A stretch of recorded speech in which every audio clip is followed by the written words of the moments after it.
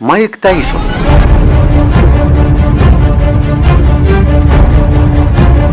مباراة مهمة جدا، الناس مستنية المباراة دي بقالها 6 شهور. مايك تايسون في عمر 58 سنة ضد جاك بول اللي عمره 28 سنة. المباراة بعد اعتزال مايك تايسون ب 19 سنة.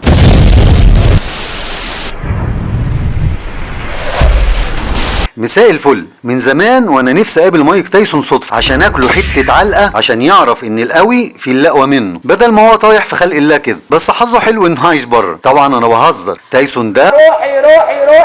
اللي ما يعرفش مايك تايسون هو اشهر واقوى لاعب ملاكمه بعد محمد علي كلاي. اتولد تايسون في امريكا سنه 1966 وهو صغير ابوه سابهم وطفش وسابهم تحت خط الفقر، فاضطر تايسون يشتغل مع عصابات الشوارع في سرقه المحلات. اتقبض على تايسون كذا مرة ودخل الأحداث، وهناك ابتدى يتمرن ملاكمة، ولما خرج اتدرب على إيد بوز دماتو واحترف الملاكمة وهو عنده 18 سنة وكسب 26 مباراة بالضربة القاضية، واتشهر وحطم الرقم القياسي وهو عنده 20 سنة كأصغر بطل عالم في الوزن التقيل. واستمرت النجاحات لحد ما مات مدربه وأبوه الروحي، وانحرف تايسون وأدمن المخدرات وارتكب جرائم اغتصاب ودخل السجن. وخرج تايسون من السجن ورجع بنفس القوة وحقق انتصارات كبيرة وأصبح أشهر ملاكم في العالم حتى بعد اعتزاله سنة 2005. تايسون لعب المباراة الأخيرة عشان الفلوس مش عشان الفوز، لأنه زمان شبع فوز. تايسون في شبابه ما كانش حد يقدر يقف قدامه، وطبعا مش من الشرف خالص ان جاك بول يتحدى تايسون وهو في السن ده، لانه لو كان قبله من 20 سنة كان تايسون حرفيا عمل منه كفتة. تايسون طول عمره ما بيقبلش الخسارة حتى لو اضطر يعض ودن خصمه، ده يبين انه لعب المباراة عشان مديون ومحتاج فلوس. وبالنسبة لجاك بول المفروض ان الرياضة اخلاق والرجولة اخلاق، لكن للاسف لما بتظهر الفلوس بتروح الاخلاق وبتروح الرجولة. من الاخر اللي اتفرج على الماتش وليه في الرياضة سيكا هيفهم انها تمثيلية. تايسون ضحى باسمه وتاريخه عشان 40 مليون دولار، مع انه زمان كسب فلوس ملهاش عدد، بس طبعا اخطاء الماضي بيدفع ثمنها دلوقتي. شوف شكله قد ايه حزين ومكسور، وده مش عشان باع الماتش لكن عشان باع نفسه. وطبعا الجمهور والناس فرحانين وبيدفعوا للي بيخدعهم وبيحبوا اللي يضحك عليهم. المهم الكل مبسوط والفيشه في الكهرباء ومعجنه العالم شغاله. الدنيا فيها الغالب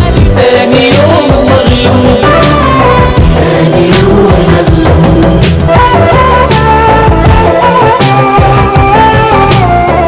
ما تنساش بقى تشترك في القناة عشان تشوف الحلقات اللي جاية، وبقى اتفرج على الحلقات اللي فاتت.